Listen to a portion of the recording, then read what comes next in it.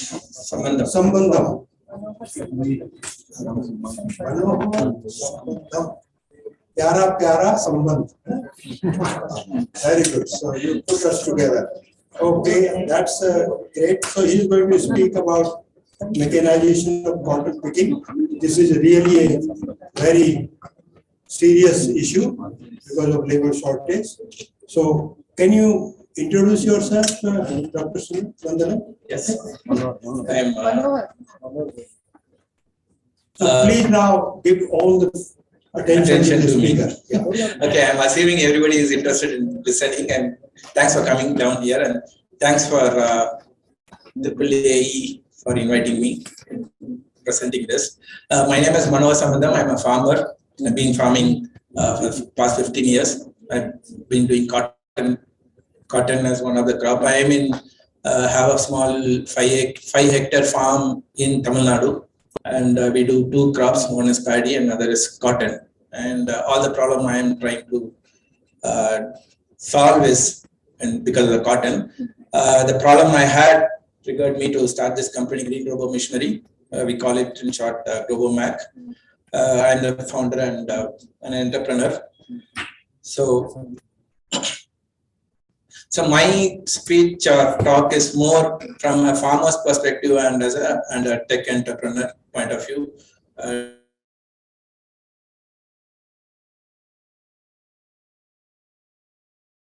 Essentially into harvesting. We'll talk about those two companies, start to go later also. Next. So this is just a picture of everything you will see. I have seen all this demonstration on the field, and they are pretty good. We should not be hesitating to talk about farm robotics anymore. It's not a lab situation, but it is really a practical solution. The only problem I am seeing now is how commercially viable they are. So if you see all of them, they are in very specific crops. Most of them are in either in California, it's strawberry is one of the very big commercial crop, and many of them will be in the strawberry. The Tortuga is also a strawberry picking mission, and they also do what you call they do grapes and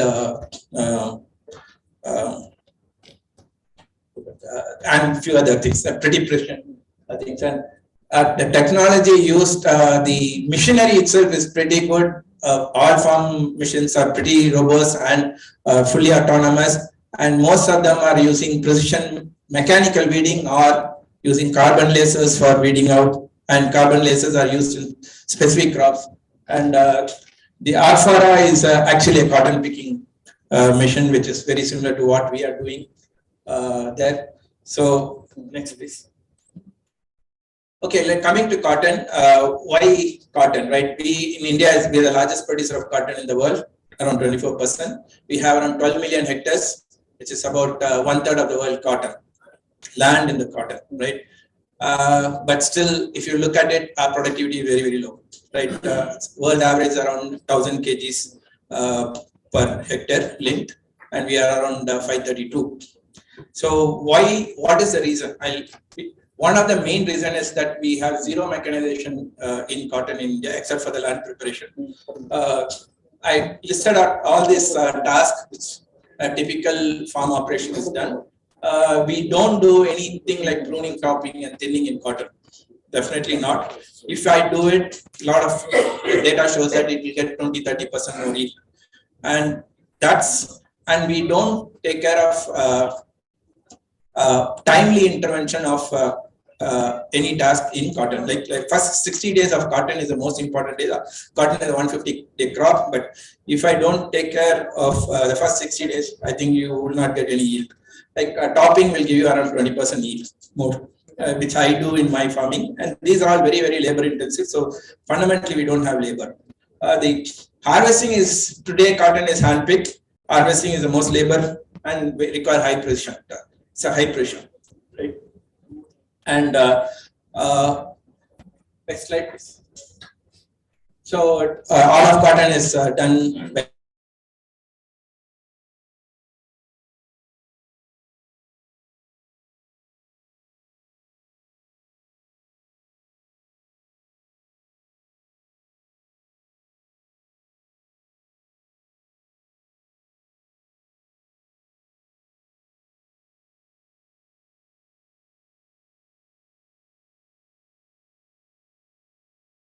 I have 5 hectares. I can't do more than 1-2 hectares at all, right? Because I will not get the labor there, and so you can see a lot of productive land actually lying fallow in at least in South India now. Which is cotton, by the way, is one of the very good commercial crop from a farmer compared to paddy. Paddy gives you 30,000 rupees. Cotton can give you anything like 1 to 1.5 lakhs, which is opportunity lost for farmer, right? And today, cost of harvesting is very high. It's almost 50% of the crop production itself. We pay around 15 rupees per kg of picking. So essentially, the problem is big time labor. Labor is available, but we don't get enough during the time we require. Next. So, having said that, is there no machine in the world? Yes, there is. There is pretty good mechanical harvesters. What is the problem? There are few problems. One of the fundamental problem it is all it's a single time harvesting. Most of the machines they claim they can do multiple harvesting, but it is not so. We call it synchronous bloom. We create a breed which can bloom at the same time by adding PGR, plant growth regulators, and a defoliant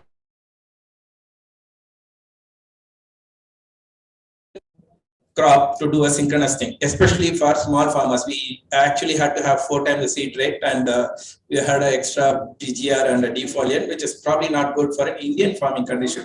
But of course, it is happening in the West. There's no issues at all, right? In the thing that the mechanical harvesters, you will have a 10 to 15% loss. There are some percentage of it goes down in the ground, right? There is one company doing specifically solving that problem. Then there's also the cotton harvested is unoptimal. The yield will be unoptimal, like typically a synchronous bloom cotton will give you 40 bowls. 40 bowl is a bloom of bloomed cotton. And what we have the regular variety hybrid gives you 100-120 bowls, right? The quality also will be bad because they have to harvest at the same time. They allow the crop to be in the for longer time, right? So you lose the color, and also the mechanical harvesters damage the fiber, and so you lose the fiber length. And of course, soil compaction is a problem with the large crops. Next. Right. So worldwide, what's happening? Agara, I talked about it. They are actually picking cotton from the ground. It's a company in Turkey. Turkey uses John Deere, and even our Shaktiman has a cotton harvester, which is not used in India. They pick cotton from the ground. They use similar technology from what we do. They claim that 20% of the cotton is actually falls on the ground. Cotton Corporation in US, the other two problems, compacting, bad cotton yield, and all those things are addressed by company. When an organization called Cotton Corporation, they have a huge funding for what you call as picking cotton, precision picking, and similar to what we in India are doing. Agara is a commercial company. In India, there are many efforts going on. I am Green Robo Missionary. We're doing a cotton. I'll talk about it later. There are other universities are actually doing something now. CMRI in Ludhiana has been trying to do this for past 10 years. I know that the vision-based picking, but they've been too early on that and they dropped it, I guess now. So, but there are others as we speak. There are other people who are actually trying to solve the same problem the way we are doing. Next. So this is what we as a company are doing. What is our unique selling proposition? Basically, we pick cotton multiple times. That's basically called multi-bloom. So you don't need to change any agronomy, right? You don't have to do what's called high density planting or whatever. The mission itself is a three-wheel driven, 3-wheel steered. So it's a very compact mission. You don't need any headland. Headland is a space required to move the vehicle, turn around. We don't need any headland here. That's very important in Indian condition. I'm building a mission purely from an Indian perspective, not for anybody else, but it can work in any place. Like the picking is completely autonomous. It's just the way human picks it. You can detect and locate a cotton, and then we have a cotton. I'll talk about it later in more detail. The guidance of the vehicle is semi-autonomous because we have an electrical mission. If you have some smart guidance, we can run it on a row. A cotton is a row type crop, so we don't want a human to intervene while it is picking. So we're trying to make it fully semi-autonomous. So I start the machine here, it should end at the end of the row, and then the person can come down and turn it around. We can completely automate it, but I don't see necessity for that. It is completely operated by women. We don't need any power. It's electrically operated. It has the brakes and it has enough torque to move up and down the road and bunds, moving from one field to another. From a technology perspective, it uses whatever is the latest in the world, which everybody else is doing. That basically, we use a 3D vision camera for detecting and locating cotton. We have an AI for detecting things, and then we have built our own custom robotic arm. What you see, the 3 arms there. Right? And the target for us is to pick 50 kgs per arm per day. And our commercial mission will have 6 of this, which is essentially gives around 250 kgs per day. And it will essentially does a job of 5 people. With one. It's a walk behind mission. There is no thing. We don't run. It's a walk behind mission. It's a very slow moving mission. Right. This is a overall architecture. This you will see in any farm robotic. I think this will be the technology we're using. Someone will have a camera to detect. Typically a stereo camera. There are other reasons why stereo camera is used. And then there is an actuator. Actuator is very, very specific to cotton. The one on the arm is actually different. I will show a little. The next slide I will show a different thing. And then we have built a custom arm. I needn't have built a custom arm if not for transporting. And then there is a standard controller which we use. There are 2 software components. One is the detection, which is basically an AI tool. We run YOLO V7, and then a positioning engine for positioning the arm. And it's just a 3-degree position. We can, whatever the camera can see, I can pick. If there is a lot of foliage, we will not be able to see it. So there are challenges there. Next slide, please. So I have been on this for quite some time. So I had 5 different versions of these missions. The first mission was the prototype. What I call now is beyond the prototype. We have a commercial. The mission you saw is a 3-wheel. Here you can see multiple versions, and there is one mission to go between the rows, and all of them are 4-wheel here, except for this. But we have been iterating through it to get to a perfection where we really require. You will identify this is an over-the-row mission, so a tractor cannot be used here, right? A typical cotton farm crop is around 5 to and above, so you need to go row the crop. Right? Next slide.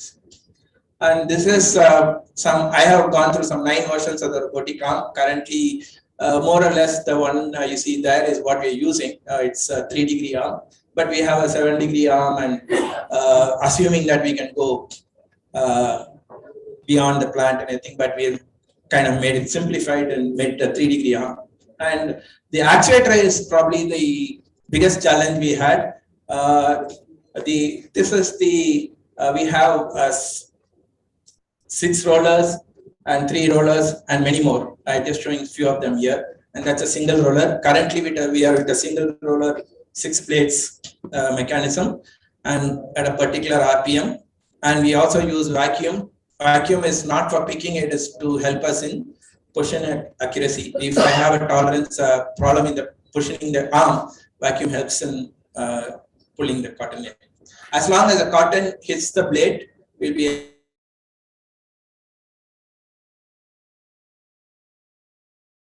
India, you have to build the actuator which can't meet all pick any varieties of cotton here.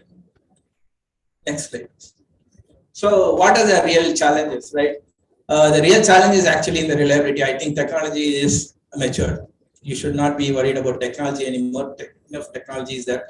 It's mostly about the reliability. How much can you run? I pick a cotton every 2 seconds. One cotton is picked. So and in one day of 10 hours, we'll be picking some 10,000 cotton by 1 hour. and it's just 4 gram, 3 to 4 gram is one cotton's weight, right? So reliability is has to be very high, and we are not there yet, right? And we have to look at all variability of crop. One is irrigated. Around 40 to 50% of our Indian crop is irrigated, and remaining 60% is rain-fed, right? Rain-fed has a different kind of foliage. What we see in Akola is one of the well-irrigated crop. We have very good yield here. You have a lot of foliage, so you will have a big challenge in moving the vehicle inside, right? So row spacing, typically it is 3 feet row in most of India, but high density planting, which is what the universities are promoting, including Pagbani, is a 2 feet row. So what do? I have to change the vehicle, right? And then there's a high density HDB is in Gujarat, and in fact Pagbani has asked us to build a 7 feet row machine for some reason. I don't know the real reason, but Gujarat is a 4 feet row. They do an intercrop of legume in intercropping, right? So green ground, yeah. And then should I do a single only picking, or should I do something beyond that, right? If you look at the economics and social aspect of it, the person who actually sees the cotton are the people who come and do the harvesting, right? If I do only the harvesting, I don't think people will come for me for seeding. That's a different challenge. From an economic point of view, we probably, in our mission, we are planning to do both the seeding and harvesting, and also the spraying. We don't have to do that. There are enough seeders available. As long as we can go straight, we should have the seeder, and then it will be a fully end-to-end mission. But then it's a question of cost and economics, right? I believe that building an end-to-end mission is what we really require. And we can do other things like topping. Topping gives you another 20% yield, right? And the other thing is ease of operation. We are an electric. There are farmers who will say, give me a diesel, right? It's much better. And that's one thing, but we have built an electric machine, and the cost is coming down. Today it's 80,000 rupees for the 2 kilowatt 48 volt battery. I think will come down very drastically in the next few years. And maintainability is another challenge. Our end effector is typically cost around 1,000 rupees one season. I'll throw it and replace it, but not so the case with the arm. So that's all I have. Thank you for your time. Thank you very much. I have a very simple question. When you say walk behind, so if a few places left out, the operator can pick up those? I don't think, yeah, that is exactly what we plan to. We don't want to do 100%. It's going to be taking a long time. So a person is always there behind. The person walking behind should pick up the remaining what we cannot pick. I think we probably will pick 90%. 10%. Also, being a row machine, we should be able to set a spraying and other thing. We should be able to do weeding also. Yes. Because that's another major operation. We plan to collaborate with other people. Weeding, we want to do precision weeding. Today, in my farm, we do chemical weeding. So it's very simple. But you want to do a spot spraying? Are you working with any university? Yeah, we are working with them. Now we want actually, my mission is there with Pagbani. I'm hoping that some people work. Because the universities have a public money. Yes. So, and their objective is to help farmers. So I think the challenge is actually not technology at all. It is trying to make it as robust as an automobile. We are great in automobile industry. Robotics not anywhere close to that. Okay. So anybody else have a question? So what is the price of this 3-arm robotic arm?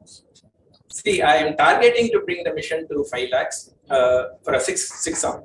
Okay, that is what practically will be useful. And is there any problem of trash content? Yeah, I claim there's no trash. I claim there's no trash. It is see, basically how good is your questioning so that you can pick, right? I claim there's no trash, but yes, that will be a little bit. So you have to take claim is a claim. Yeah, if I do a marketing, I say no, right? But practically, yes, there will be some.